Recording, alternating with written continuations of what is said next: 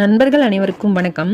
இன்று நாம் காணவிருக்கும் பதிவு ஆகாசகருடன் கிழங்கை எப்படி கட்ட வேண்டும், கட்டினால் ஏற்படும் பலன்கள் என்னவென்று நாம் இந்த வீடியோவில் பார்க்கலாம்.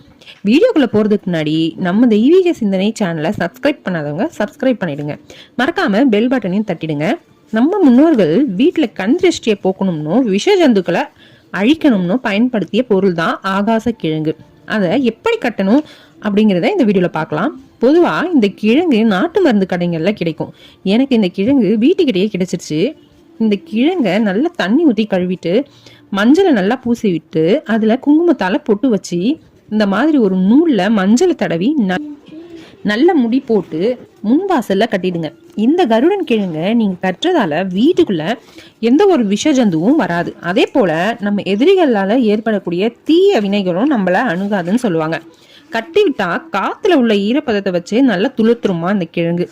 ஒருவேளை இந்த கிழங்கு காஞ்சிருச்சுன்னா அது கெட்ட சக்திக்கு தன்னை பலியிட்டு நம்மளை காப்பாத்துச்சுன்னு அர்த்தமா. இந்த கிழங்கை ஞாயிற்றுக்கிழமை, அமாவாசை போன்ற நாட்கள்ல கட்டினா நல்லதுன்னு சொல்றாங்க. நீங்களும் இந்த கிழங்கை வீட்டில் கட்டி நன்மைகளை பெறணும்னு சொல்லிட்டு நான் வேண்டிக்கிறேன். நன்றி, வணக்கம்.